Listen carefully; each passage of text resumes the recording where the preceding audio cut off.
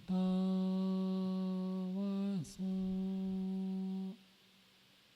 त्वं माता शतक्रतो बभूविथ अधाते सुम्नमीमये।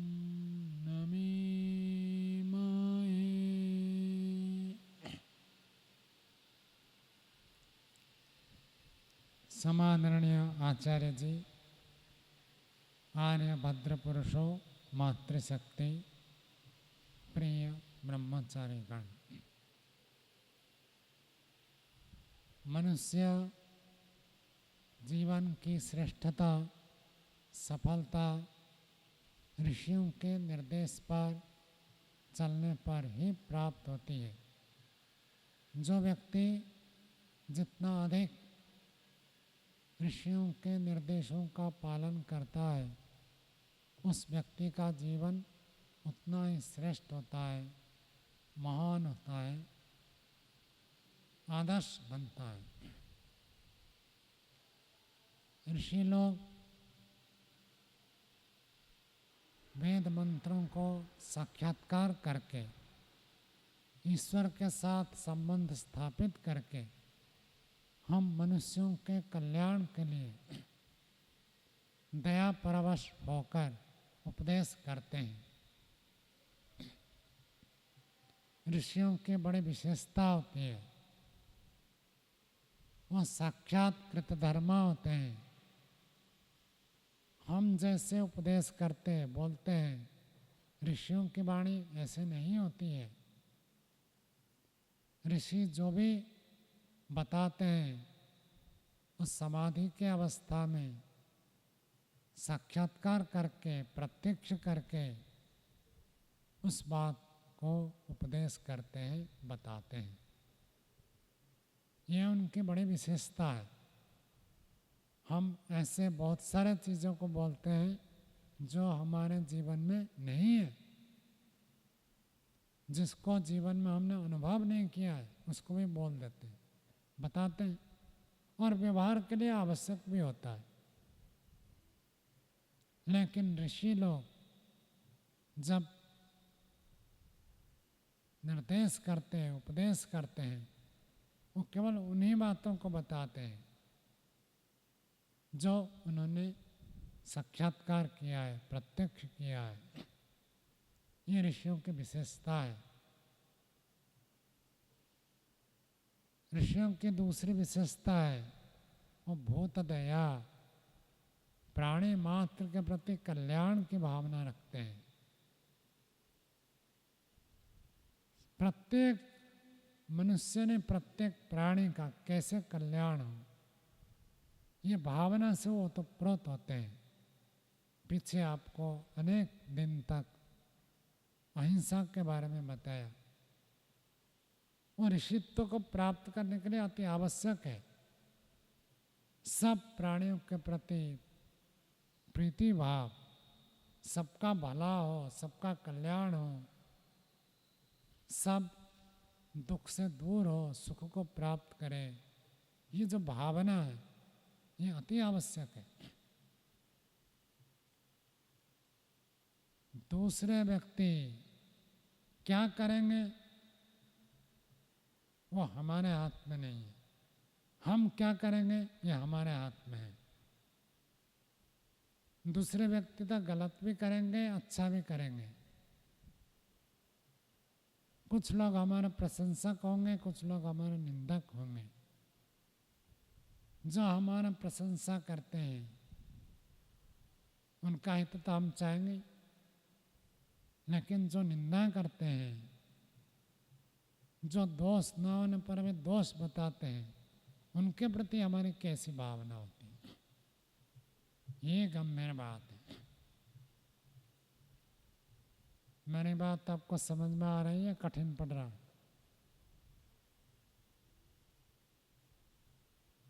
जो ब्रह्मचारी आपके साथ प्रेम पूर्वक व्यवहार करता है, आपका दोस्त है, चालू भाषा में कहे तो, उसका तो आप हित चाहेंगे ही, लेकिन जो आपको परेशान करता है उसके प्रति कैसी भावना रहती है? देव जी कैसी रहती है? कोई परेशान करता है, चिढ़ाता है, तो कैसा लगता है? 10 करोड़। यही मुख्य है, हम में और ऋषियों में यही अंतर है। हम राग द्वेष से प्रभावित होते हैं, ऋषि राग द्वेष से प्रभावित नहीं होते हैं। सबका कल्याण चाहते हैं। पीछे भी आपको बताया था, महर्षि दयानंद जी ने फल की टोकरी भेज दी, कहा आप खाओ तभी तो आप गाली दोगे। तो एक रोचक घटना है, लेकिन उनके भाव को देखो। क्यों देव जी, आपको कोई गाली देता है तो आप उसको फल भेजेंगे? नहीं भेजेंगे ना। तो ऋषि नहीं बनना, और ऋषि बनना तो ऐसे करना पड़ेगा। और किसका नाम लूं? केदारनाथ जी, कैसी स्थिति रहती है? कोई आपको चिढ़ाए और गाली दे तो क्या आप उसको फल की टोकरी देंगे? तो कैसे ऋषि बनेंगे? ऋषि बनना तो ऋषि ने जैसे किया हमको ऐसे करना पड़ेगा। निश्चित भूत दया, प्राणी मात्र के प्रति कल्याण की भावना। और आपको बता दूं, पूज्य स्वामी सत्यपति जी महाराज, जिनसे हमने संन्यास दीक्षा ली है, उनके पास ऐसे तो मिलना, थोड़ा बहुत सेवा करना, जैसे ये ब्रह्मचारी लोग करते, ऐसे करते थे। जब नियमित रूप से उनकी सेवा में गए, उस समय वो अस्वस्थ थे। मुझे मिलाकर वहाँ 3 व्यक्ति सेवा में हो गए। तो पहला जो उनका उपदेश सुना है, तो उनका उपदेश ये आज भी मुझे याद है कि आपके ऊपर कोई 50 बार भी कीचड़ फेंके, तब भी यदि आप उनके हित चाहेंगे तभी आप योगी बन सकते हैं, उसके बिना योगी नहीं बन सकते। जो हमारे ऊपर कीचड़ फेंकता है उसके प्रति यदि कल्याण की भावना नहीं करते तो योग की ऊंची स्थिति में पहुंचना कठिन है, असंभव है। क्या बताया ऋषि जी, बताओ?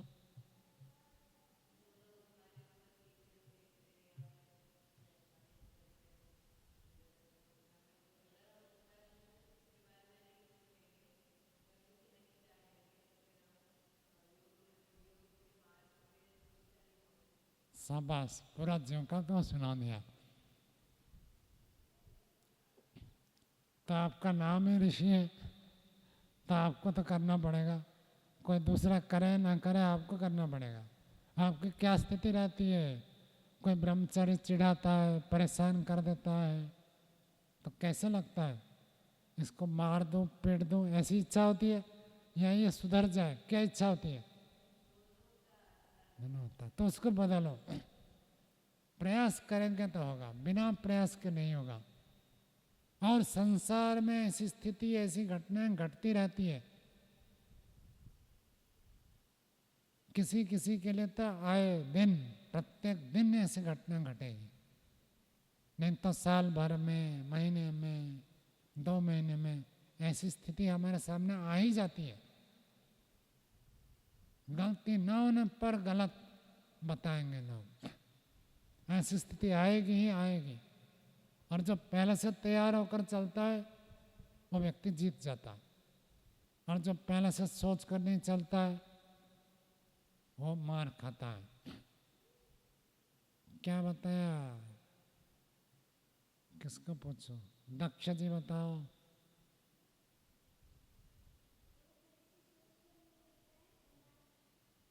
हाँ, पहले से सोच कर चलना पड़ेगा।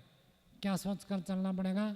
कि मैं ठीक करने पर भी दूसरा व्यक्ति गलत कर सकता है और गलत कह सकता है।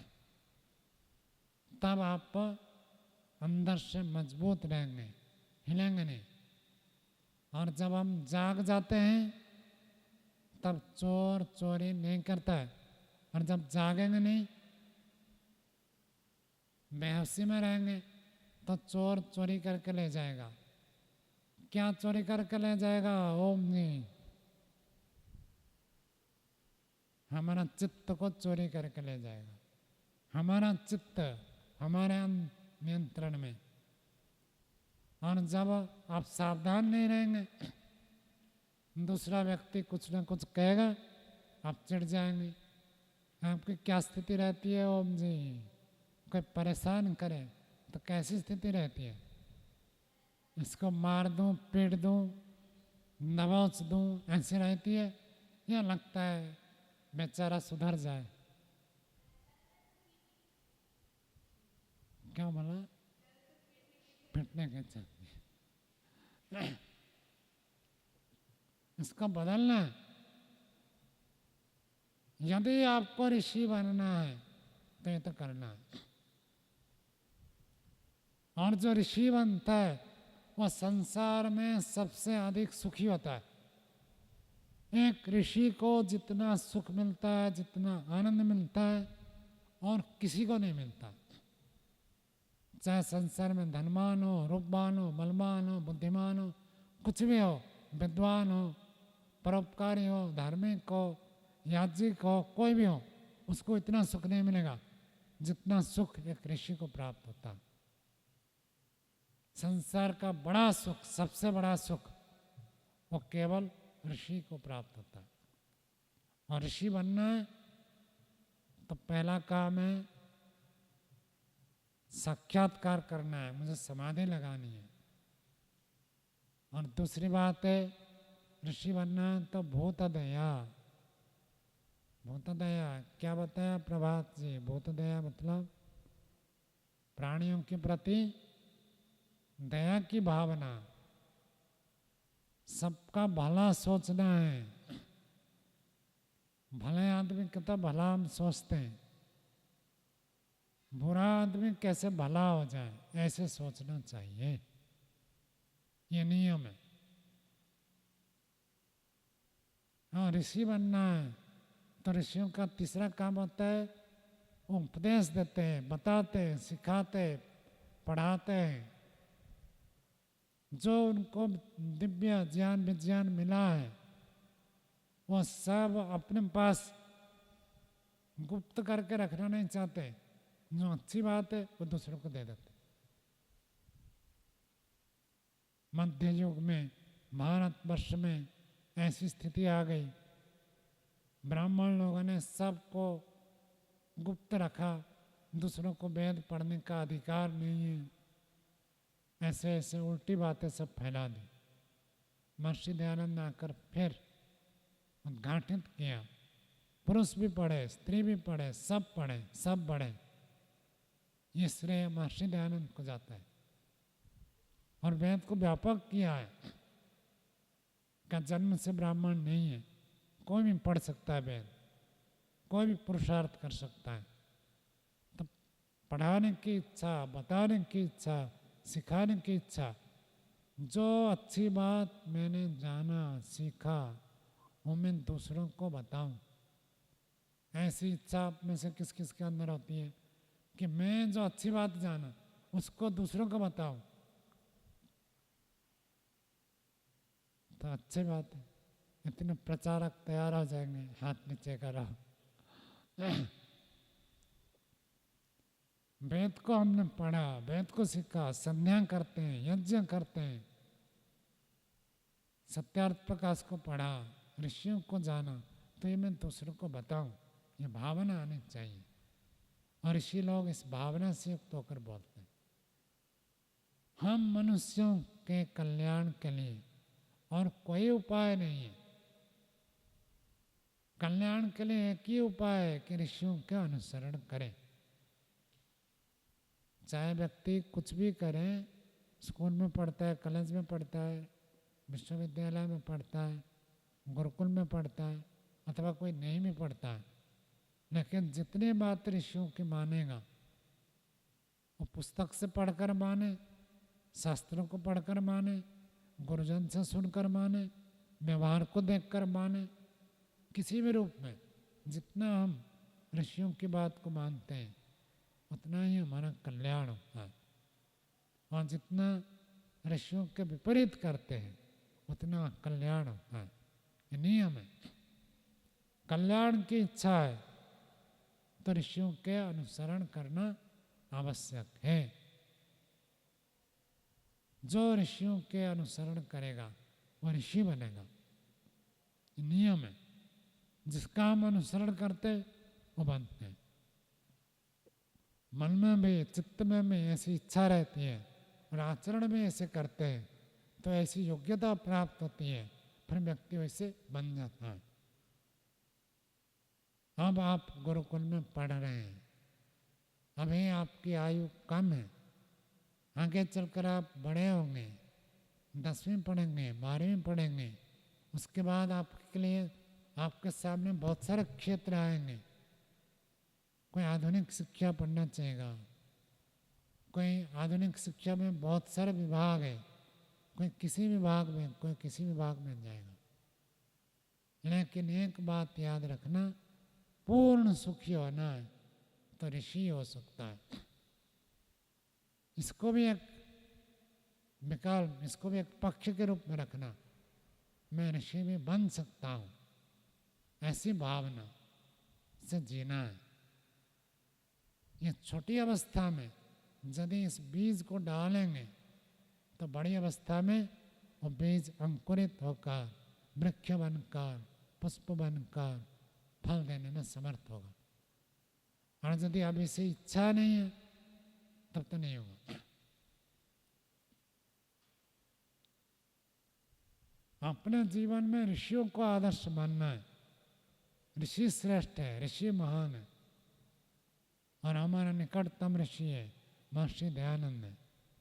जब आपको समय मिले महर्षि दयानंद की जीवनी थोड़ा थोड़ा पढ़ो। एक साथ तो पढ़ने कठिन है, थोड़ा थोड़ा पढ़ो। ऋषियों के जीवन से हमको प्रेरणा मिलती है और ऐसे बनने की इच्छा होती है। उनका जीवन कितना आदर्श रहा, कितना महान रहा, जिसके कारण आज हम यहाँ विद्यमान हैं। हमारे जैसे सैकड़ों हजार लाखों व्यक्ति वेद के साथ संबंध बनाते हैं। किसके कारण?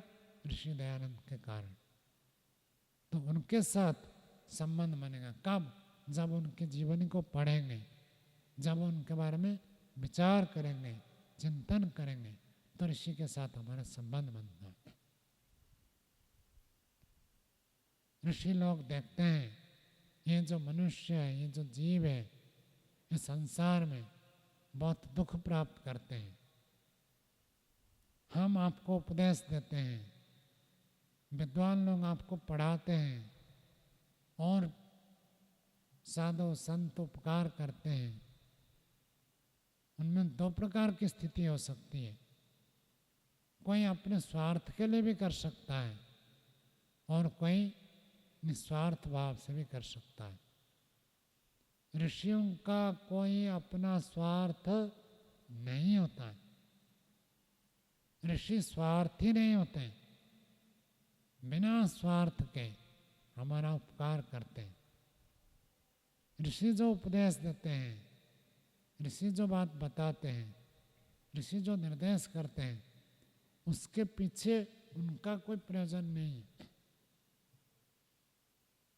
प्राचीन काल में हम जब ऋषियों के ग्रंथों को देखते हैं, चाहे महर्षि पतंजलि का योग दर्शन हो, महर्षि कपिल का सांख्य दर्शन हो, कोई भी दर्शन देखो, उस दर्शन को लिखने वाला कौन है?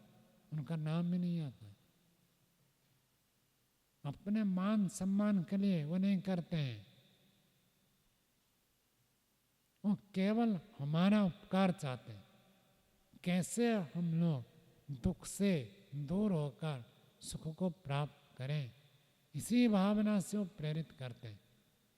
ना वो धन की इच्छा करते हैं, ना वो मान की इच्छा करते हैं, न किसी के साथ राग द्वेष पूर्वक मोह पूर्वक इच्छा करते हैं कि ये मेरा शिष्य बन जाए, ये मेरे घर परिवार के व्यक्ति है। इनसे सब रहित होते हैं। उनका कोई स्वार्थ नहीं होता है, निस्वार्थ भाव में सबको समान रूप से देखते हुए सबके कल्याण के लिए उपदेश करते। और बताए तो ऋषि लोग अपना प्रचार नहीं करते हैं, उनके जो शिष्य होते हैं वो प्रचार करते हैं। इसलिए अष्टाध्याय में एक सूत्र मिलता है, तेन प्रोक्तम, उन्होंने उपदेश किया है, उन्होंने लिखा नहीं, बाद में शिष्य लोग उसको लिपिबद्ध करते हैं, स्वयं नहीं लिखते हैं, वो स्वयं पढ़ाते हैं, उसके बाद शिष्य लोग उसको संकलन करके पुस्तक बना देते हैं, क्योंकि उसकी महत्ता इतनी होती है, इतना अधिक होता है। तो ऋषियों के जीवन की 3 विशेषताएं आपको आज बताया। एक है वो साक्षात्कार करते, समाधि लगाकर प्रत्यक्ष करते। दूसरी बात है प्राणी मात्र के प्रति उनके अंदर दया की भावना वो तो प्रोत रहती है, सबका भला चाहते हैं, सबका कल्याण चाहते हैं। महर्षि दयानंद को जहर देने वाले को भी उन्होंने रुपए देकर विदा दी। ऐसे भावना कैसी कितनी ऊंची स्थिति होगी देखो। आप लोगों को कोई थोड़ा सा चिढ़ाता है तब चढ़ जाते हैं, लेकिन ऋषि कैसे होते हैं, इतनी ऊंची स्थिति में रहते हैं। ये बहुत दया, प्राणी मात्र का कल्याण चाहना। और तीसरी बात है कि जो उनके पास ज्ञान है उसको बंद करके नहीं रखना चाहते, वो दूसरों को जनाते हैं, बताते हैं, उपदेश करते हैं, सिखाते हैं, इस इच्छा से प्रेरित होते हैं।